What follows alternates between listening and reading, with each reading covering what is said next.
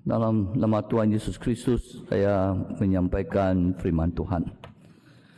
Pertama-tama ucapkan salam sejahtera, selamat malam kepada ibu-ibu, bapak-bapak, saudara dan saudari, serta jabatan kudus, diakon, diakonis, penatua, pendeta yang dikasihi oleh Tuhan.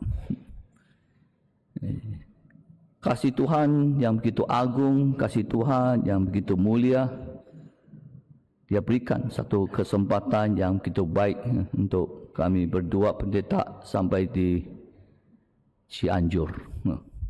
Ini merupakan kali pertama saya sampai di gereja ini. Syukur puji Tuhan. Jadi dapat berjumpa dengan saudara dan saudari di gereja ini. Demikian saya akan menyampaikan khutbah saya dengan bahasa Melayu kami. Mungkin ada istilah-istilah yang tidak bisa dipahami. Jangan malu, jangan segan, terus bertanya saja. Boleh. Supaya mengelakkan ada salah paham. Beberapa hari di pusat berkat bahkan di Wisma Berkat, banyak istilah-istilah yang dapat membingungkan kita. Karena ada seorang pendeta, dia berkata kepada ibu yang bertugas memasak di dapur. Dia kata, haleluya, terima kasih, puji Tuhan atas layanan yang lumayan, dia bilang, dan percuma. Kalau di Indonesia lain sudah maksud dia. Kalau di Indonesia lumayan itu rata-rata saja. Kalau di Sabah lumayan itu yang terbaik sudah. Itulah lumayan, rezeki yang lumayan artinya rezeki yang terbaik. Wah, tapi di Indonesia itu rata-rata saja. Sedangkan hari-hari semua makanan pun enak-enak. Mengapa dia kata hanya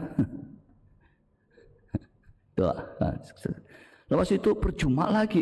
Wah, kalau istilah kami di Sabah, percuma itu ialah cuma-cuma, terima dengan cuma-cuma.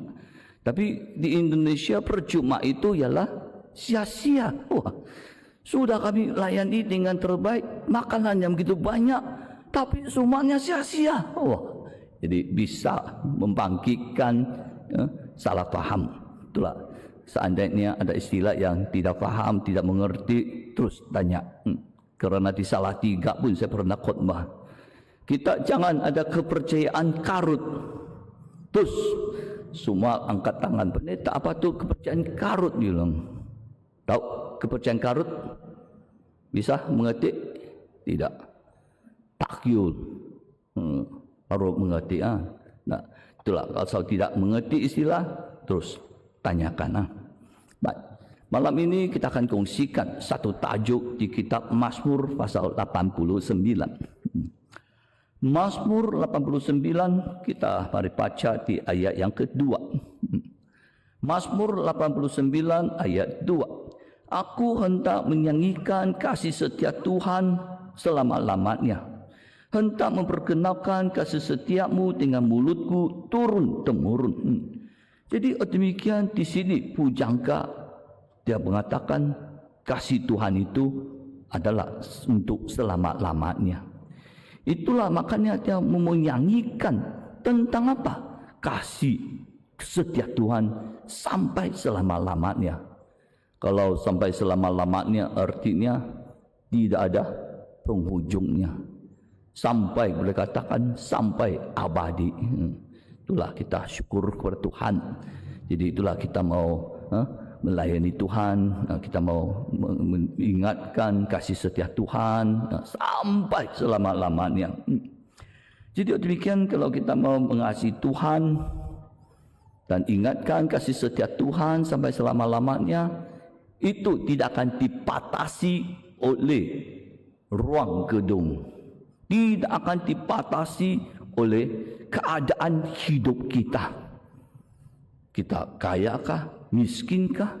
Oh, keadaan gedung yang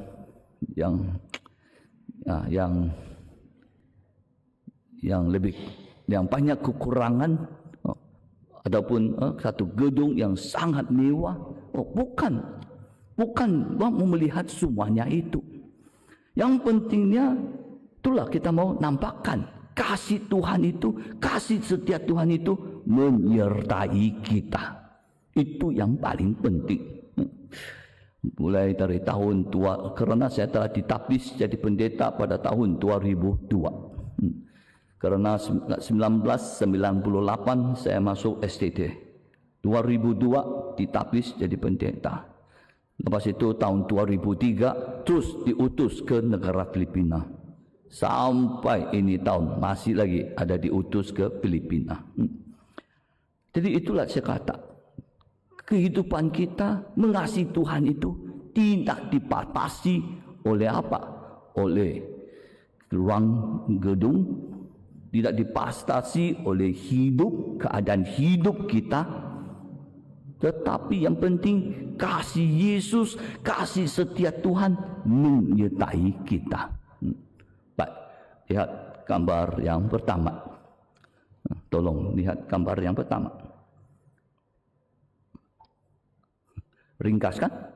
Inilah di negara selatan Filipina. Kebaktian sahabat. Yang menumpang tangan itu Deacon Filipus. Deacon Filipus. Lepas kebaktian itu apa tuh? Kain putih diturunkan, lipatnya bawa pulang. Sahabat minggu depan bawa lagi kantung kebaktian. Ringkas saja. Pun memohon Roh Kudus juga, pun terima Roh Kudus juga. Bahasa rohnya sama, bahasa roh kita sama. Itulah syukur kepada Tuhan. Bukan bilang, wah Tuhan nampak, wah ini gedung ini mewah, baru saya turunkan roh. Bukan.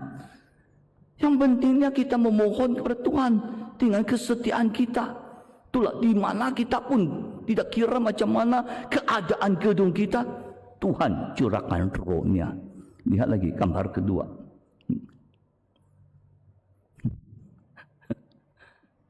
Di Indonesia ada keadaan begini kah? Pernah tua? Jarang. Yang berdiri di depan sana ada 3 kan? Yang pendeta. Yang pendeta tu yang baju biru itu, itu pendeta dari Taiwan itu. Pendeta Wang. Di tengah-tengah itu pendeta Isaac Chong ada ikut kan? Itu yang seminar kali ini ya, dari sahabat itu. Karena pendeta Taiwan itu tiap menyampaikan khotbah dalam Mandarin. Lepas itu diterjemahkan kepada bahasa Inggris oleh pendeta Isaac Chong. Lepas itu yang paling ke hujung itu pendeta Petrus. Itulah pendeta tempatan Filipina. Dia menterjemah ke bahasa Tagalog. Mengerti bahasa Tagalog? Boleh bicara bahasa Tagalog? Kamustaka selama sa Ginoo, karon araw kita pwede simba sa Ginoo. Salamat sa Ginoo. Itulah, walaupun bahasa tidak sama, tetapi bahasa roh sama. Tidak kira macam mana keadaan kita, itulah makanya tidak akan dibatasi oleh apa-apa bahasa. Itulah syukur kepada Tuhan. Syukur kepada Tuhan, kasih Tuhan. Apa yang kita ucap syukur dulu di sini. Kita ucap syukur karena tidak hujan. Kalau hujan mau bagaimana kita? Wah, cuaca yang baik Tuhan berikan kepada kita. Wah, syukurlah Tuhan dapat selesaikan ibadah dengan baik. Lihat lagi gambar ketiga. Ini. Di tengah tuh bagian tengah Filipina. Itulah pendeta Ezekiel Malasang itu. Pendeta Ezekiel Malasang selalu di Facebook kan. Nah, itulah tempat asalnya. Itulah tempat asalnya. Tempat pengembalaan pendeta Ezekiel Malasang. Itulah. Sampai di luar tidak dapat di dalam di dalam gedung di dalam tidak muat, terpaksa duduk di luar. Pun kebaktian juga itu, pun menyembah Tuhan, pun berdoa kepada Tuhan. Wah, syukurlah kepada Tuhan. Lihat lagi keempat. Ini itulah yang berdiri itu, itulah pendeta Ezekiel Malasang yang berdiri ini, yang baju biru muda itu. Itulah pendeta Ezekiel Malasang. Ringkas. Terus ambil kitab khotbah menginjil. Syukurlah, puji Tuhan. Lihat lagi. Tuh, semua pun ringkas jatuh. Tidak ada gedung, semua di bawah pokok. Lagi senang. Tidak perlu AC. AC-nya semula jadi. Ada angin. Syukurlah Tuhan. Lagi teruskan. Jadi itulah makanya saya berkata, hidup kita itulah kita mau macam mana. Kita gambar aja ke berapa ini. Saya diingat sudah ke 5. Oke, nanti kita akan balik ini ya. Jadi sekarang kita lihat dulu kembali Mazmur pasal 89. 89 ayat yang ke-3.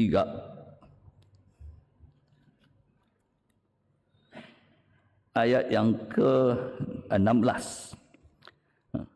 Mazmur 89 ayat 16. Ayat 16. Berbahagialah bangsa yang tahu bersorak-sorai, ya Tuhan, mereka hidup dalam cahaya wajah-Mu. Itulah makanya kita lihat bangsa-bangsa itu semua bersorak-sorai. Tuhan, mereka hidup, ya Tuhan, mereka hidup dalam cahaya wajah-Nya. Wah, itulah. Oleh demikian pada hari ini kita ketahui kasih Tuhan menyertai kita. Itulah makanya kita mau hidup di dalam kasih-Nya, hidup di dalam wajah-Nya. Wah, barulah Tuhan menyertai kita. Kembali gambar tadi yang ke-5. Bukan ini, turun lagi. Seterusnya satu. Lagi satu. Bukan tadi, ada satu itu. Yang ada satu rumah itu terpadam. Bukan. Ini. Ini di bahagian tengah Filipina. Pada tahun 1987, pendeta dari Sabah, pendeta Philip Chong Bigim, sampai ke tempat ini. Tempat ini dipanggil Bohol. Sampai di sana dia membaptis karena ada yang mencari Injil dan percaya. Jadi waktu itu pendeta itu telah membaptis lebih kurang 30 jemaat di sana seiman dibaptis. Jadi itulah 1987. Karena waktu itu di Sabah pendeta-pendetanya sangat kurang, 80-an. Dia banyak itu 2-3 saja pendeta. Jadi karena begitu pendeta Philip Chong tidak dapat lagi datang ke situ. Tidak dapat menggembala lagi. Tidak dapat. Jadi itulah makanya sampai 2007 saya dengan seorang pendeta ke tempat ini untuk mencari adakah lagi seiman di sana, di Bohol. 20 tahun loh. Tidak ada kerja menggembala. Sampai sana macam mana? Hilang. Coba kalau kita di sini 20 tahun tidak ada pendeta, tidak ada penatua, tidak ada diakon menggembala kita. Masihkah di gereja? Masihkah kita duduk di sini? 20 tahun loh. Tidak ada pendeta yang menjaga mereka, menggembala mereka. Wah, syukur Tuhan. Sampai di sana, wah, jumpa keluarga ini. Itulah satu saudara yang duduk bersandar ke dinding itu. Itulah saudara Maturan. Wah, kami bersepah dengan dia. Wah, dia kata, saya masih lagi gereja Yesus benar. Wah, jadi kami bawakan dia berdoa. Pun berdoa dalam bahasa roh. Masih lagi berdoa dalam bahasa roh. Tanya dia, bila kamu punya kebaktian? Hari Sabtu. Hari Sabat Tuhan, hari Sabtu. Bukan hari Minggu. Wah, sangat masih lagi bertahan di gereja Yesus sejati. Walaupun 20 tahun tidak ada penggembalaan. Itulah mengapa kerana berdiri di dalam wajah Tuhan. Jadi itulah kasih Tuhan itu menyertai mereka. Kalau kita datang ke sini, ini ialah kemah doa ini. Bukan kemah doa, kos apa? Pelayan. Nah, itu karena itu rumah saudara itu dijadikan tempat kebaktian. Saya rasa kalau kita ke sana melawat, sangat-sangat apa? Bukan cabaran, tantangan. Tantangan kah? Challenge. Mengapa? Itu saudara itu, dia kata, pendeta, kami dapat bertahan sampai ini hari kerana kami suami isteri berdoa dengan bahasa roh. 20 tahun, ya, kami tidak pernah tinggalkan doa. Sekali tanya, jam berapa kau untuk berdoa?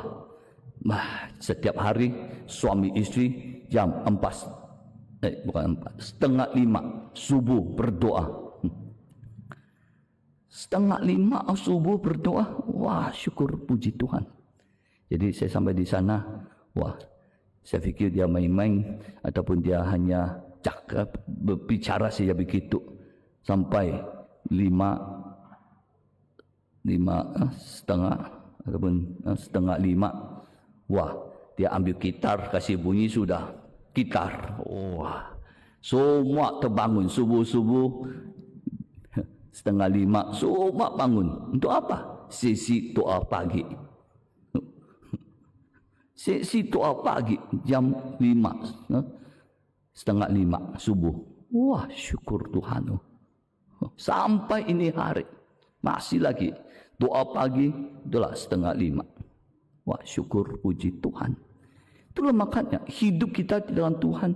Itulah kalau kita hidup di dalam wajahnya, hidup di dalam kasihnya, Tuhan akan melindungi. Jadi itulah dari kita sendiri. Baik, seterusnya, gambar seterusnya. Ini merupakan kursus teologi remaja. Ya kan? Kursus teologi remaja di negara Filipina, yaitu umur 14, 15, 16 umur dapat menyertai kursus teologi remaja. Nampak saya? Nampak kan? Nampak? Di belakang saya ada satu perempuan kan, saudari di belakang saya itu yang baju biru itu, badan fisiknya ada kecil itu, nampak di belakang saya tidak ada. Itu saudari ini, dia ikut tahun pertama, yaitu kursus teologi remaja tahun pertama. Pada bulan Oktober saya melawat di sana. Bulan Oktober saya sampai di sana, kampung asalnya. Pertama kali itu saya melawat di kampung asalnya, di Wela Dulit. Itulah nama tempat asalnya, Wela Dulit. Jadi ada pendeta bawakan saya untuk kebaktian sahabat. Jadi sampai itu sudah, terus saya kata, tanya tu pendeta, boleh mulai sudah kebaktian? Pendeta kata, tunggu, ada satu keluarga lagi belum sampai, tunggu. Jadi kami pun tunggu. Sekali tunggu datang keluarga ini. Seorang ibu angkat, itulah itu saudari itu datang ke gereja. Tidak bisa berjalan. 2 tahun sudah tidak bisa berjalan. Disebabkan tulang belakangnya diserang oleh virus. Sehinggakan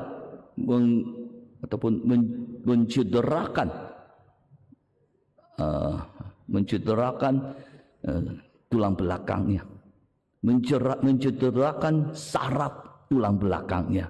Itulah sampai tidak boleh berjalan. Saya tengok ibunya angkat dia, anak perempuannya masuk ke gereja. Sekali saya tengok anak ini, dia punya kaki kerana tidak dapat berjalan, kena diserang oleh virus tulang belakangnya, kakinya mengecil, sangat kecil. Itulah tidak bisa untuk berjalan. Wah, Jadi itulah terpaksa ibu yang angkatnya. Jadi itulah syukur kepada Tuhan. Tidak ada lain. Macam mana? Sudah jumpa doktor? Sudah.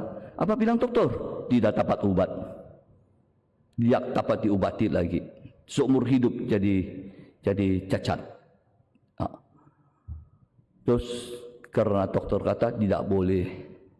Tetapi Yesus doktor yang paling utama. Manusia tidak boleh, Tuhan Yesus kalau dia mengasihi kita pasti boleh. Sedangkan orang mati pun boleh dibangkitkan. Apalagi ini kaki tidak boleh jalan. Terus kasih tahu ibunya, tidak ada lain. Berharaplah kepada Tuhan. Berdoalah kepada Tuhan. Itu bulan Oktober. Lepas 6 bulan, itulah 6 bulan kemudian, itulah mulai sudah kursus teologi remaja. Itulah pada bulan April tahun tepatnya. Hari pertama saya sampai di gereja yang menganjurkan ini kursus teologi remaja ini. Sekali saya sampai saja, terus saudari ini berlari pergi sambut saya. Wah, saya nampak pun, dia dapat tahan sudah. Hanya gembira sampai mencucurkan air mata. Wah, mengapa? Boleh berjalan sudah, bukan lagi berjalan, dapat berlari sudah, dapat berdiri sudah. Wah, syukur Tuhan. Wah, puji Tuhan. Itulah makanya kita mau berdiri di dalam wajahnya, berdiri di dalam gedungnya, berdiri di dalam Tuhan Yesus. Seperti dia akan kata, itulah nyanyi, Yesus tinggal di dalam hatiku. Ada Yesus kah di dalam hati? Ada? Ada? Jangan jawab dulu.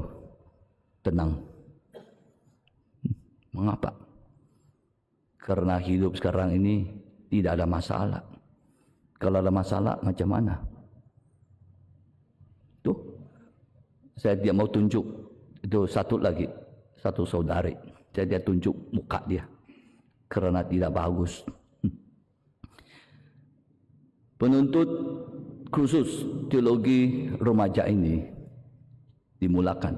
Asyik itu saudari itu ada di sana berdiri, tapi dia mau tunjukkan karena tidak baik. Waktu petang sore lepas memohon Roh Kudus, semua sudah beratur pergi dewan makan, dewan makan untuk makan petang, makan malam. Jadi tiba-tiba ada satu saudari kerasukan. Fisikal badan dia kecil saja tuh, sangat kecil. Tetapi sekali dia kerasukan, wah, itu pendeta tempatan, 3 pendeta pegangkan dia, tidak dapat pegang, terlampau kuat. Lepas itu dia berlari-lari di aula gereja. Lepas itu dia ambil satu Alkitab dan mulai koyak ada Alkitab. Jadi terpaksa 5 lagi pendeta pergi tangkapkan dia. Terus kasih duduk dia di bangku. Jadi ada pendeta dari Sabah, dari Malaysia, Filipina. Semuanya 8 pendeta.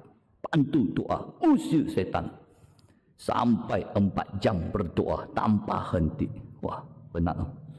4 jam berdoa tanpa henti. Usir setan. Jadi pendeta usir setan, tiba-tiba lidah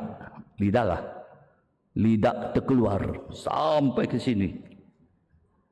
Bisa? Tidak bisa. Tapi lidahnya keluar sampai sini, bagian dada. Terus lidahnya ada lubang lagi. Lubang. Lidahnya itu keluar sampai dada. Wah. Lepas usir setan, tenang sudah. Jadi tenang sudah karena 4 jam berdoa, sudah lewat malam sudah batu. Jadi suruh dia makan, sudah dia kasih bersih. Kalau itu suruh dia rehat. Terlalu penat sudah. Keesokan pagi pergi siasat dia. Kerasukan itu iblis Tidak mungkin tiba-tiba masuk kita, bah. Tidak mungkin tiba-tiba terus merasukkan kita, bah. Tidak. Mesti ada sebabnya itu. Jadi kami soal siasat dia, temu tugas dia, baru faham dia punya kerja tidak baik karena dia pernah kerja di Singapura. Kerjanya tidak baik, sangat jahat, tidak ada yang tahu, sampai dia sanggup temankan lelaki sampai ke ranjang, tidak ada yang tahu. Itulah makanya Tuhan yang Maha Kuasa, Tuhan tahu. Itulah sebabnya Tuhan tidak izinkan dia berada di gereja. Kenapa? Karena dosanya. Itulah makanya kita hidup di dalam Tuhan. Untuk mengasihi Tuhan, jangan tinggalkan Tuhan. Definisi, tahu definisi? Apakah definisi takut akan Tuhan? Definisi kan? Paham? Dia paham definisi ataupun definition, ataupun apa arti takut Tuhan? Bisa? Apa arti takut Tuhan?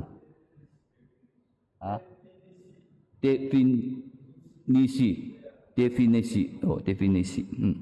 Baik, apakah definisi takut Tuhan? Lihat Amsal.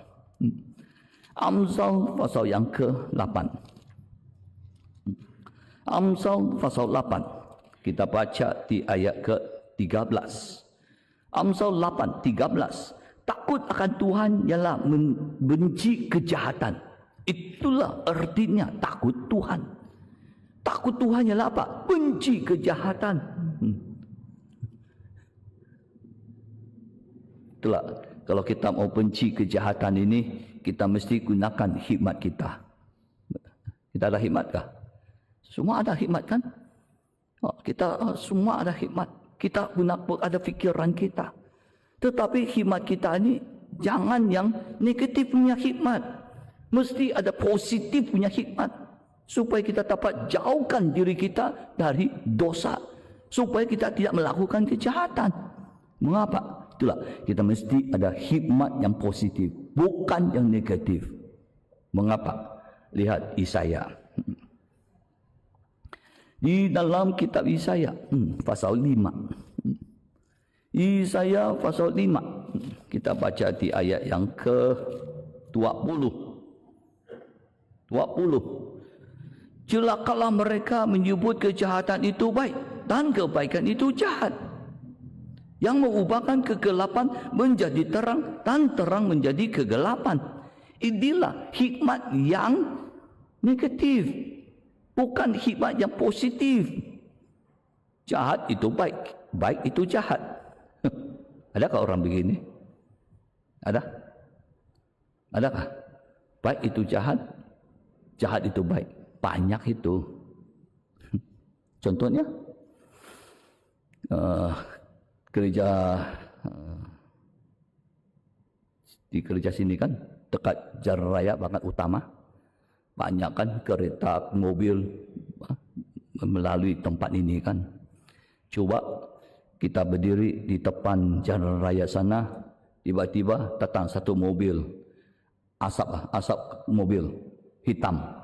Apa kita buat? Apa kita buat kalau nampak mobil asapnya hitam keluar? Terus kita ambil sapu tangan, tutup hidung. Tahu kan? Jadi itulah asap mobil yang hitam itu tidak baik. Itulah mesti tutup supaya jangan menyudut itu asap hitam untuk merosakkan paru-paru kita. Tangan kiri tutup hidung kerana asap kereta, mobil kereta yang asapnya hitam. Tetapi tangan kanannya merokok. Ada? Tuh kan? Asap mobil tidak baik. Asap rokok baik. Apa bezanya? Asap rokok sama asap mobil sama asap itu rokok. Sama sih jatuh.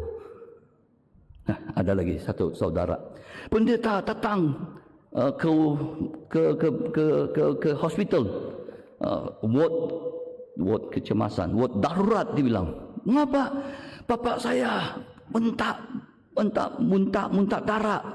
Wah, jadi cepat pendeta, sangat gawat sudah. Wah, sangat kritikal sudah. Darurat sudah pendeta, cepat. Wah, jadi saya cepat-cepatlah pergi ke hospital, di rumah sakit.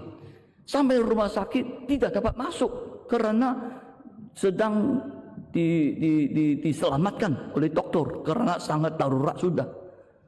Wah, jadi saya berdiri di luar itu bilik darurat sama-sama anak-anak dia. Saya dengar cerita-cerita anak dia. Terus saya kasih tahu anak dia, "Pak, saya mau balik sudah." Terus anak dia berkata, "Pendeta, kau tidak doa?"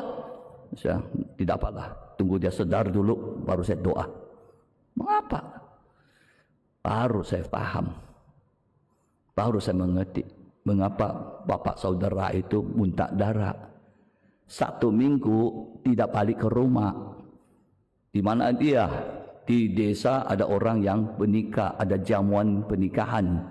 1 minggu tidak balik ke rumah. Hari-hari minum apa? Tuh yang alkohol yang dibuat dari beras. Di sini bilang apa? Kami bilang tapai. Itu minuman alkohol yang dibuat dari beras sendiri, yang buat dari beras itu, dari nasi. Arak. 1 minggu minum arak. Itulah mengapa muntah darah. Tidak ada minum air, hanya minum arak sejak.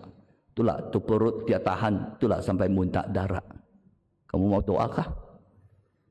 Itu bukan sakit, itu sendiri yang cari penyakit. Kalau anak dia kata, "Pendeta, bapak saya minum apa sini ya? Minum kopi sampai muntah darah." Itu sakit sudah tuh. Ada orang kan minum kopi sampai muntah darah? Ada? Tidak ada, Pak. Oh, lagi enak minum kopi. Ya. Tidak ada orang muntah darah karena kopi. Nah, itulah. Arak baik, kopi tidak baik. Itulah susah kan. Itulah.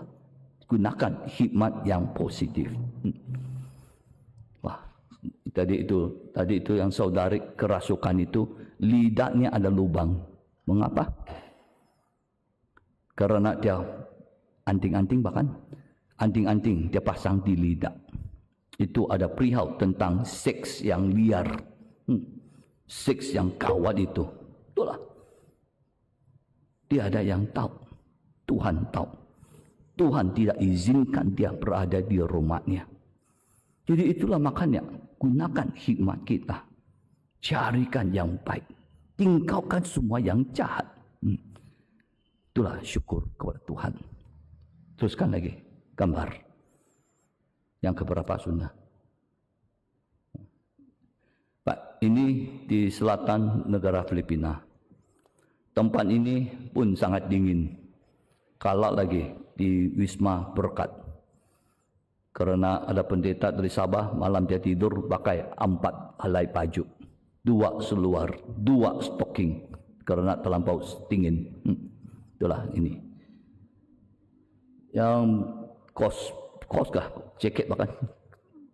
Yang baju biru itu, dia kelukas itu. Ya.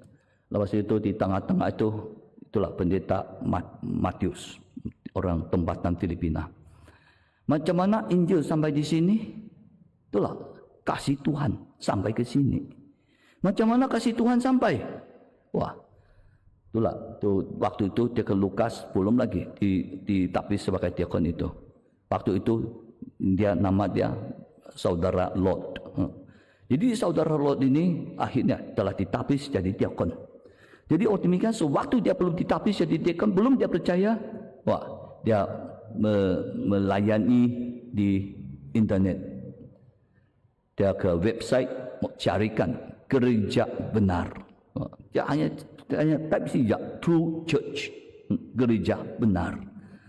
Sekali sudah carikan di internet gereja sejati, wah, terus keluar semua tata-tata dari gereja Yesus Sejati Internasional, itulah IA. Semua keluar tata-tatanya, semua maklumat keluar di sana. Jadi itulah dia mulai tanya-tanya soalan tentang pembaptisan, tentang Roh Kudus, tentang Roh Kudus hari Sabat. pembaptisan hari Sabat Roh Kudus. Dia tanya sejak soalan-soalan ini di IA, di website IA.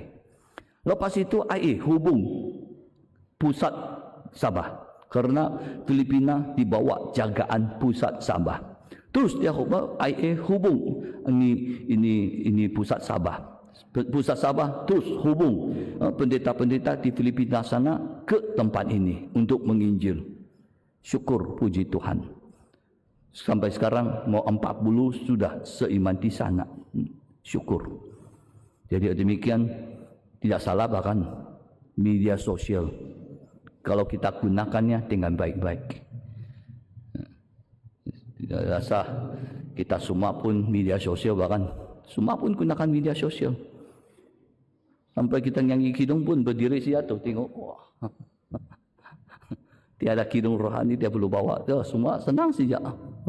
Itu bukan salahkah, bukan betulkah, bolehkah, tidak boleh. Tidak, itu bukan soal itu.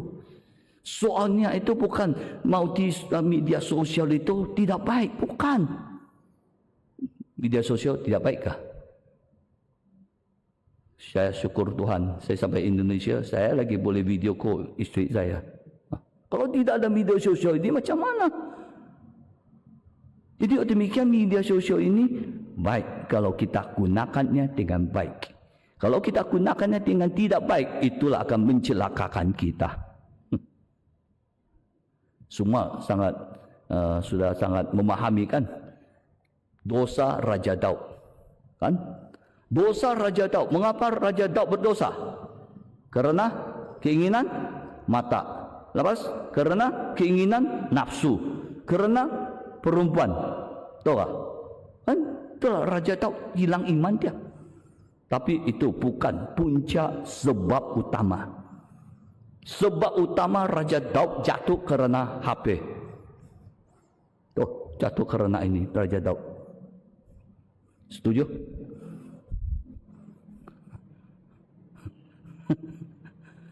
Oh, Raja Daud jatuh imannya karena HP. Lihat 2 Samuel.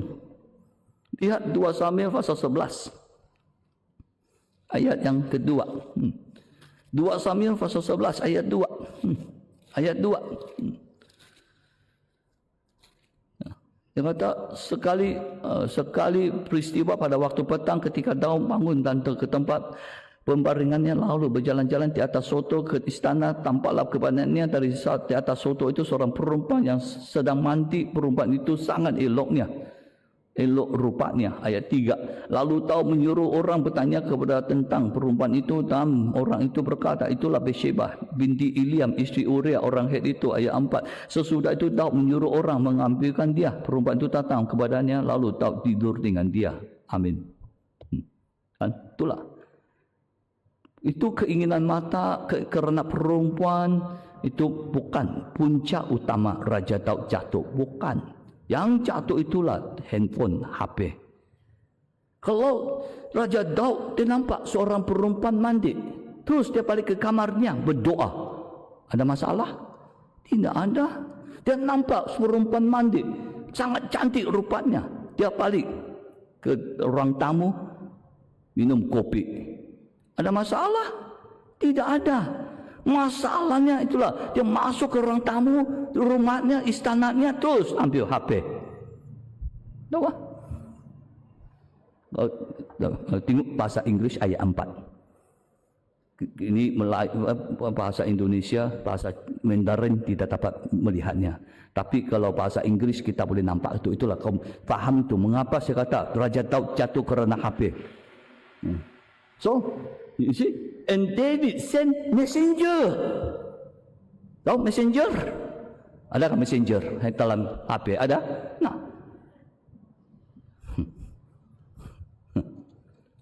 Kita hanya menyuruh orang. Tapi Inggris kata, he sent the messenger.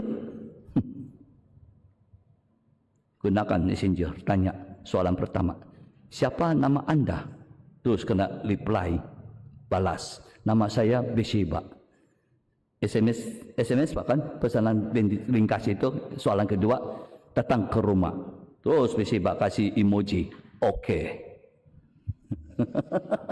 Terus jatuh lo, terus datang ke rumah lo.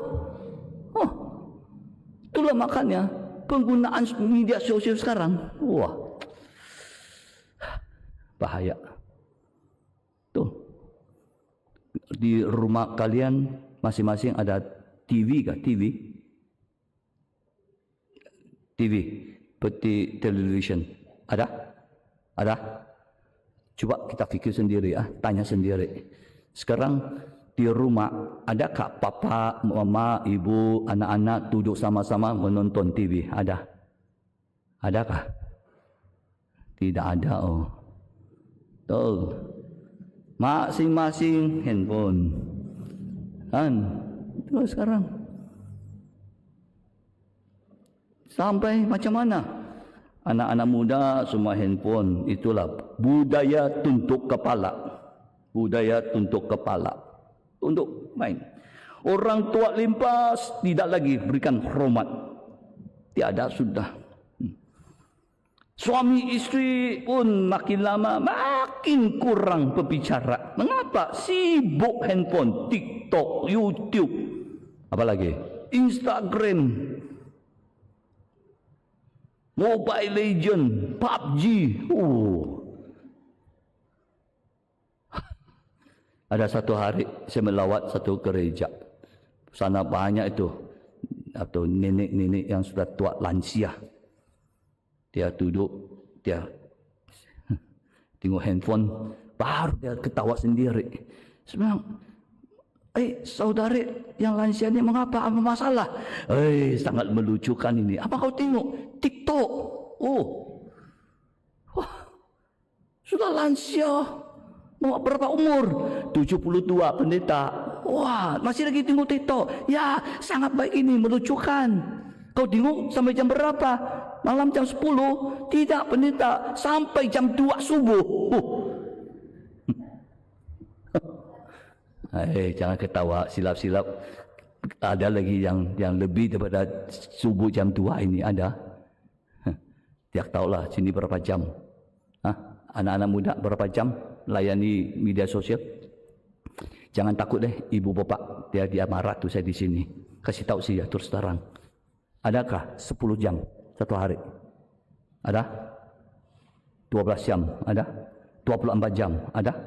Tiada. Oh, kalau begitu atau pemuda-pemuda, pemudi-pemudi, remaja-remaja di sini kalah sama Sabah.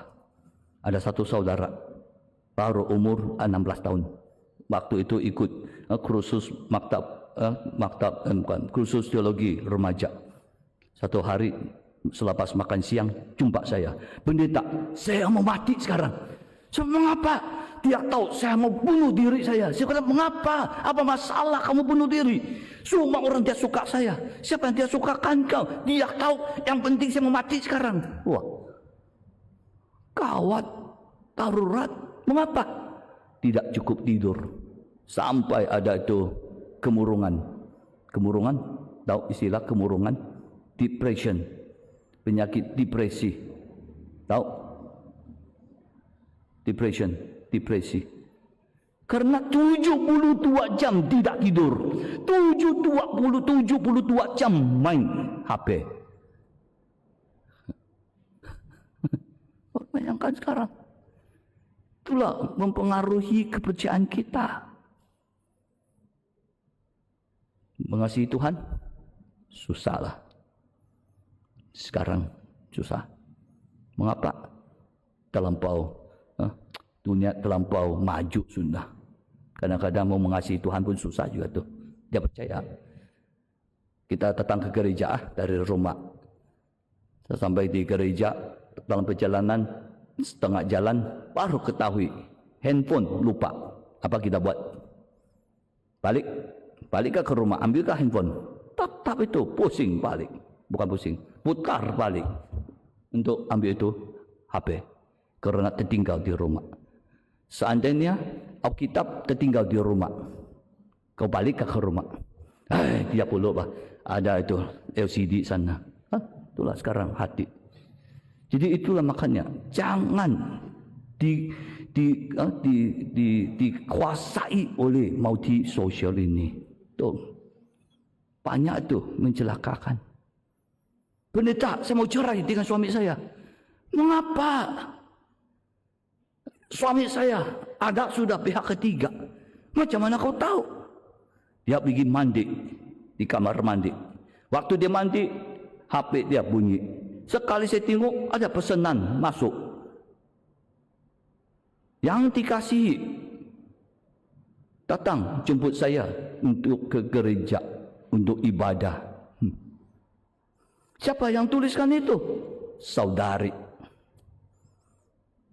Saudari ini baru baptis, bah. Jadi itulah dia tidak ada mobil. Itulah selalu panggil ini saudara, jemput dia datang ke gedung untuk ibadah. Pertama, haleluya. Saudara, bolehkah jemput saya untuk ke gereja untuk ibadah? Haleluya, saudara pertama.